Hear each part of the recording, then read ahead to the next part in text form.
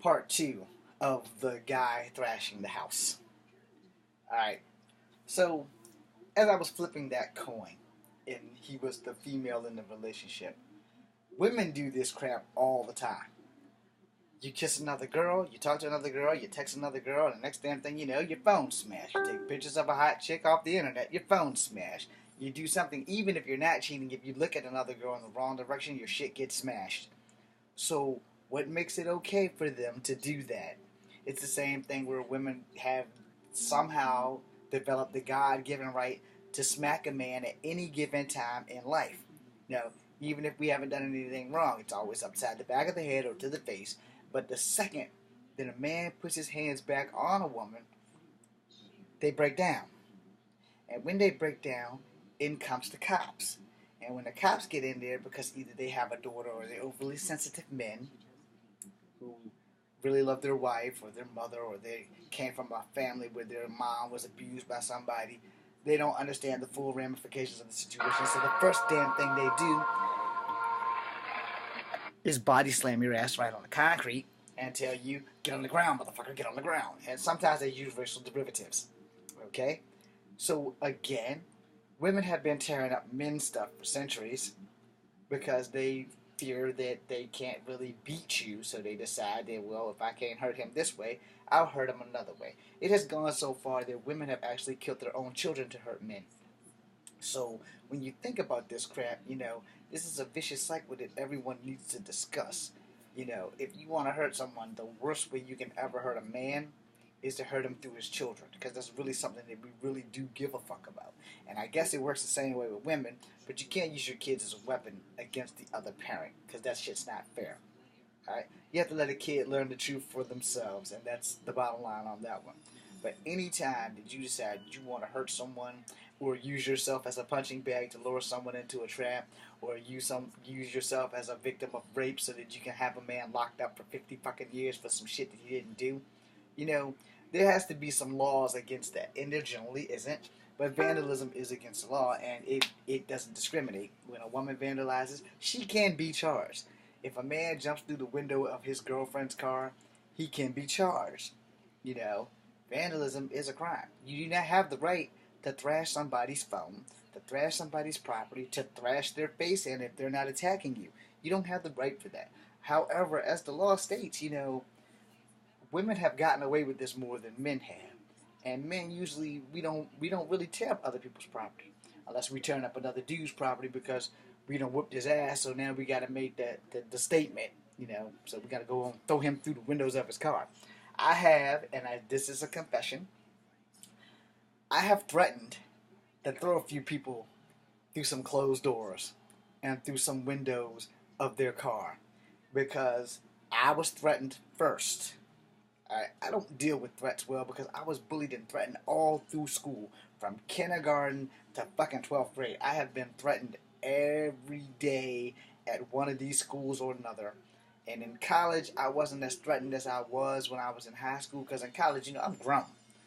I ain't got to worry about no rules in college, because if you coming at me with a threatening manner, hey, by the time security get there, I'm in my ride. I'm gone. You don't know my name, I'm good. You don't know what I drive, I'm good. But here's the thing about that, I don't deal with threats very well. And in that whole situation, the person who threatened me was a elderly gentleman. He's elderly now. He was older than me at the time, but he wasn't elderly, and I was taught to respect my elders, And this cat, who's still alive, and he lives across the street from us in a diangle, I ain't gonna bring all the name and stuff into it. And the short version of that is, he was trying to get spinners on his car. And me and my neighbor was trying to tell him where we could get him and all that. Then he came out his mouth wrong. He called me stupid. And I love my dad, and I love all my uncles and them who have always taught me to respect my elders.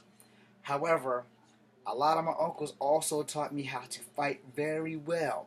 And there is a time where you have to be politically correct and you have to punch somebody in the mouth.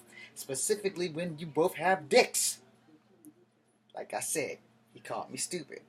And I said, excuse me, sir, I don't think you realize who you talking to. He said, I know all about you, Karate Kid this and Kung Fu Joe that, and you running up and jumping up windows and running up walls and shit. I got a nephew that will fuck you up. Okay, now, y'all might not take that as a threat. I take that shit as a threat because he named everything that I can do. I do karate. I do kung fu. I no longer can do those things, and I no longer can run and bust backflips off of walls and shit because the doctor hasn't cleared me. But if they do, I'm going back at it because kung fu is my life. Now, in the midst of all that, the neighbor's looking like, oh shit, and I'm getting pissed. Little smiles coming across my face, and I said, dude, I don't think you realize who the hell you talking to. He said, my nephew will fuck you up. And I'm like, go get him. I'm done talking now. No, I'm ready to fuck this old fella up. I'm like, you know what, dude? I'm done talking. Go get your fucking nephew. Go get that motherfucker right now. And make sure you get his life insurance paid up. And make sure you get your house insurance paid up. And make sure you get both of your cars insurance paid up. Because I'm going to grab your little nephew. Matter of fact, I'm going to go get a stick with a nail in it so that he can have a fair fight against me. Then I'm going to take that stick from him. And I'm going to ram it up his ass with the nail part still in it.